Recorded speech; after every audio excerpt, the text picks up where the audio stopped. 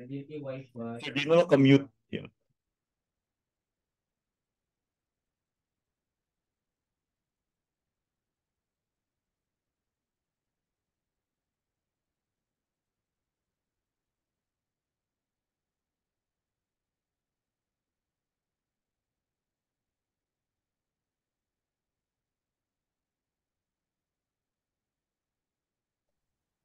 Sorry.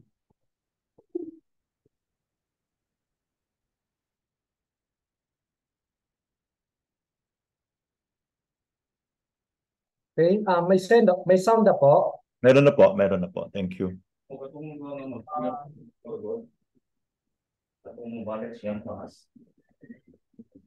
Okay, okay, we have a patient, female, 37 years old.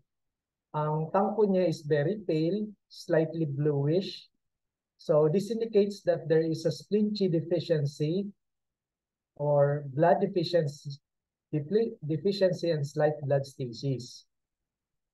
The tongue also is swollen, indicating that there is accumulation of dampness.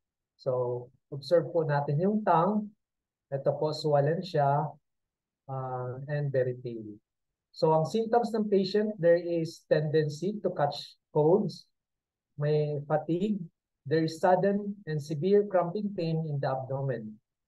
Wala siyang Western diagnosis, and yung background to disease, the patient is overworked and lack of sleep. Okay, next patient natin is a female, 27 years old. Tangko niya is pale. So observe po natin yung picture. It is also very swollen and wide. So this indicates that there is a spleen chi and yang deficiency, accumulation of dampness. Ang tongue niya also is a small, there's a small vertical cracks in the center. So observe po natin ng mabuti. May mga maliliit na cracks, which indicates that there is a stomach chi deficiency. There is also a white thin coating, which indicates that it is normal. Ang symptoms ng patient is exhaustion. There's feeling of pressure in the center of the stomach with stress. Ang patient may weight gain, there's pain, there's tingling and numbness in the right arm and hand. There's no Western diagnosis, and sa background to disease, the patient is overworked, irregular eating habits, there is excessive consumption of raw food, and cold fruit juices. Okay? So sa case history, Mrs. W had spent 2 years in South Africa where she followed a diet that consisted mainly of fruits and juices. Because she felt really well on this diet regime, she maintained the diet when she returned to Germany. She started a new job as a manager of a big company, but after 6 months on the job, she experienced exhaustion, fatigue, and steady weight gain. She also developed an occasional pain and persistent numbness in her right arm. The pale tongue was extremely swollen. Her pulses were soggy and frail. So the spleen yang deficiency as manifested in the pale and swollen tongue body was caused by inappropriate diet for the cold, damp climate of the northern Germany, as well as the requirements of a new job that took all her strength. So yung environment niya dun sa dating place niya sa South Africa, paglipat niya sa Germany, iba na po yung weather condition. And so, yung diet niya na dati, pre-practice pa rin niya sa Germany, and yung lifestyle, this affected no patient condition. Because of the accumulation of dampness associated with weight yang, she constantly gained weight. Her exhaustion and the saggy, frail pulse confirmed the diagnosis of spleen yang deficiency. So meron siyang spleen yang deficiency. The numbness in her arm was the result of dampness, obstructing the channels and collaterals. So yung dampness naman naka-affect and nagkaroon siya ng numbness. All Western-style diagnostic procedures failed to diagnose any disorder with this patient. Okay? Sa discussion, yung pale swollen tongue are unmistakably signs of spleen qi and yang or kidney yang deficiency. Foods of a cool or cold nature especially damage spleen qi and yang, especially when they are consumed in cold climates. So, kasama na rin no, pag-change sa environment. From this deficiency, a condition of excess, so meron deficiency, and with a condition of excess, namely, accumulation of dampness can arise. This accumulation blocks the flow of qi and blood and can cause a sensation of heaviness in the body that is numbness. Okay? The patients with such tongue should be given dietary advice. So, dapat baguhin po yung the way the patient eats. Okay, we have another case of a female 35 years old. Ang tongue ng patient is slightly pale, slightly swollen. So, let's observe the tongue.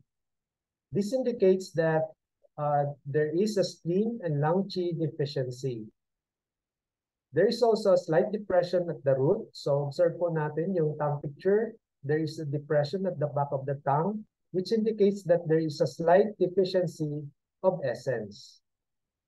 So, ang symptoms ng patient, meron siyang exhaustion, there is insomnia, there is heavy feeling in the legs, there is tendency to catch colds, and may coughing. Sa Western diagnosis, the patient has mononucleosis. There's chronic fatigue syndrome following influenza. Sa background to disease, the patient has a chronic overwork. Okay po? So next patient, we have a female, 32 years old. Ang tongue ng patient, kung i-observe po natin mabuti, is a slightly pale swollen, which indicates that there is a spleen deficiency, accumulation of dampness. Okay? Kung napapansin po natin, laging may slight pale and swollen, ano po siya, accumulation of dampness po siya. Next, meron siyang slight protrusion at the tip of the tongue. So, observe po natin yung picture. May protrusion sa tip ng tongue, which indicates that there is a slight disharmony of the heart. Next, there is a slight depression at the root. So, likod po ng tongue may depression, which indicates that there is a slight deficiency of essence.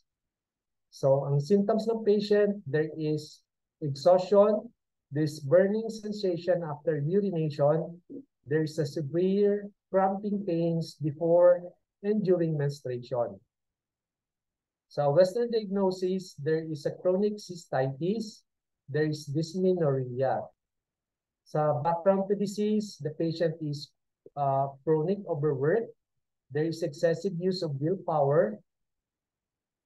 She undergone a 12 operation in childhood and puberty. Okay.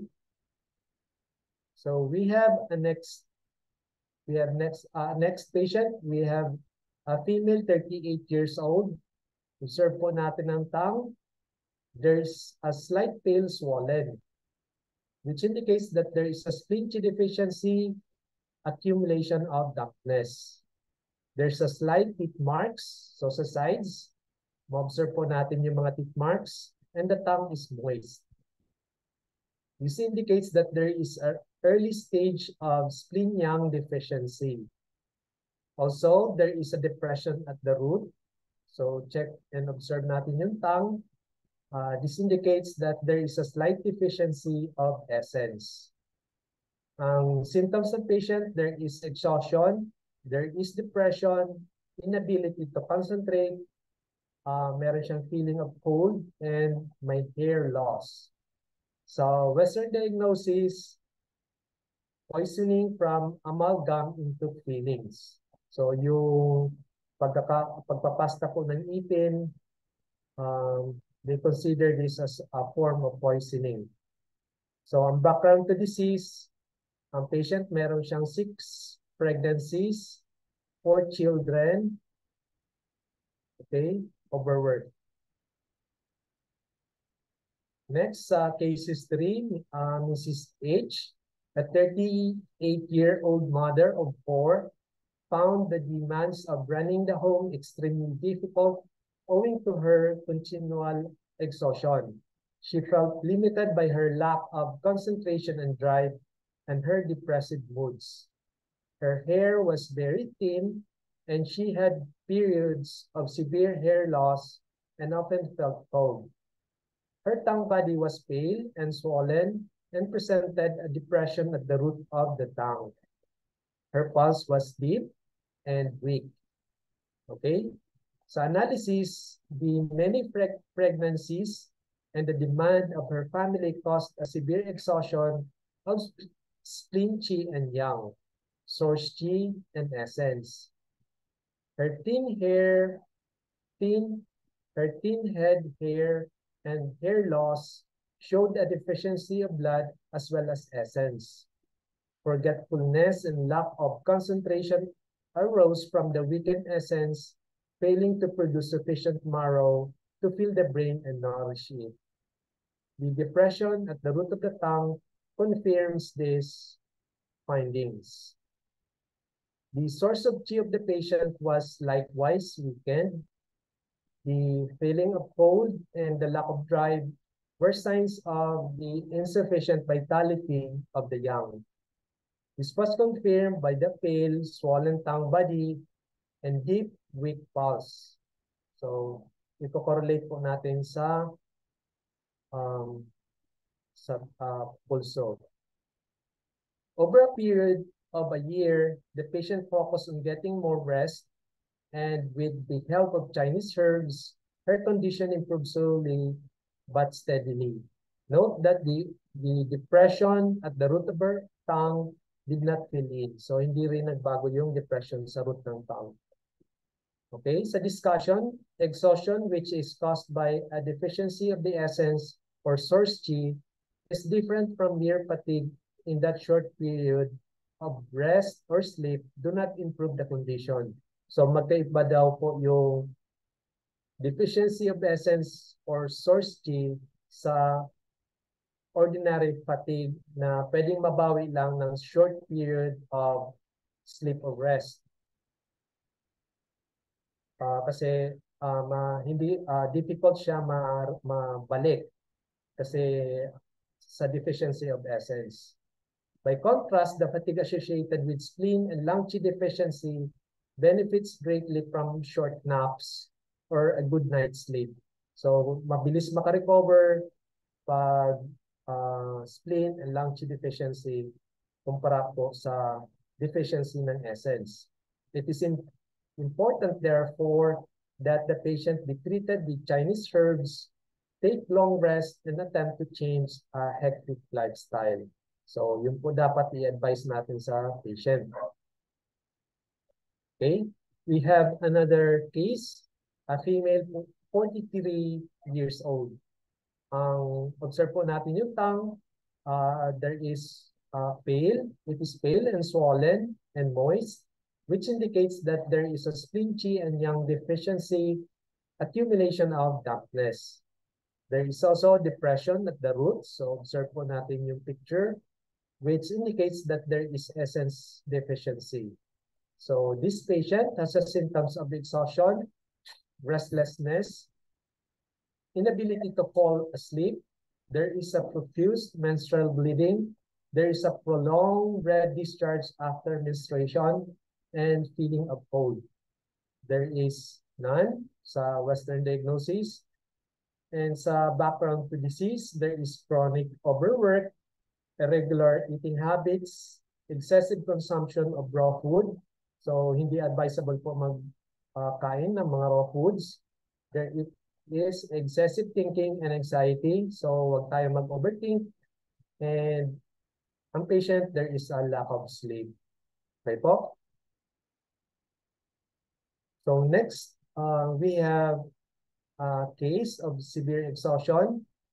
Mrs. R, a 43-year-old lawyer. Years, she had worked 12 hours a day and 6 days a week. Inevitably, her personal relationship broke down. Despite her fatigue, she was unable to sleep, and her nights were spent thinking and worrying. She occasionally felt pressured build up under her ribs and complained about inner restlessness. At the same time, her menstruation began to change. She experienced spotting that lasted up to 14 days. She had little appetite and was very thin. In addition, her hair became noticeably grayer. So, nag-start na po mag-graying ang hair. Her tongue was pale and swollen and showed a deep depression at the root. Her pulse was frail, submerged, and hidden. Okay, sa analysis, chronic overwork as well as irregular and insufficient eating had weakened the spleen chi in this patient. So, malaki po yung epekto ng hindi maganda na and irregular eating habits. Eventually, this led to accumulation of dampness as reflected in the swollen tongue body. So, pag na-observe natin na there is a swelling, this indicates that there is accumulation of dampness and the function of the spleen chi, which is to hold the blood, but because the spleen chi was deficient, there was a constant bleeding.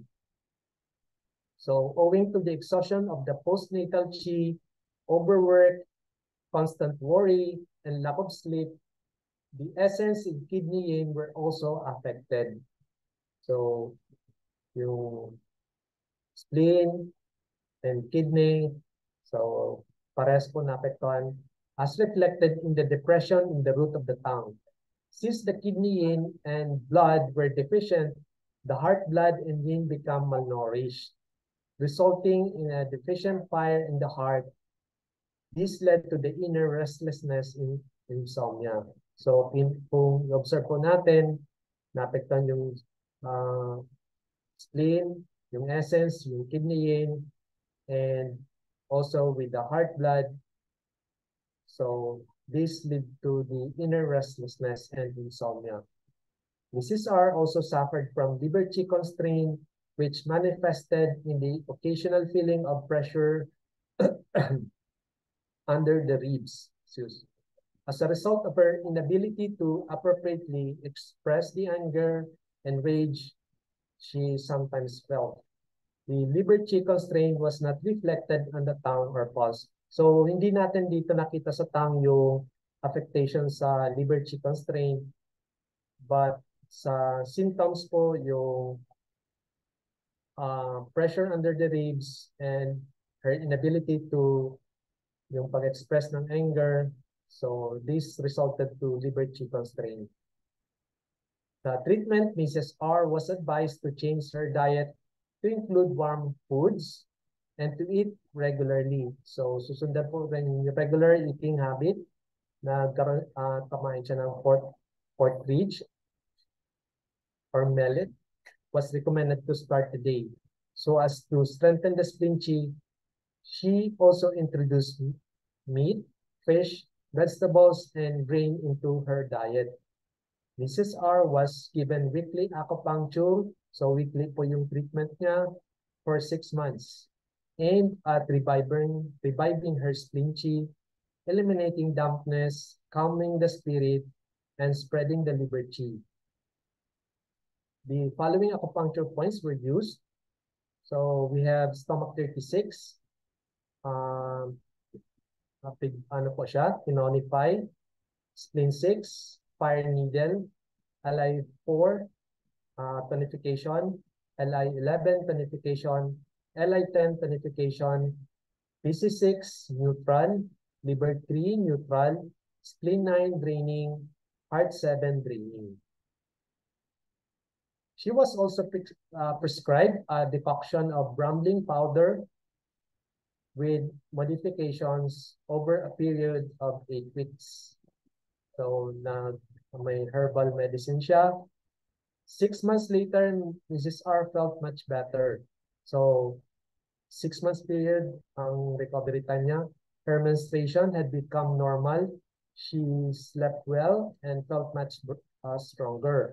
This was reflected in the tongue body color and shape. So, ang treatment po natin, after the treatment, observe po natin this patient nag-undergo ng treatment for 6 months and it is observed po dun sa tongue niya yung changes.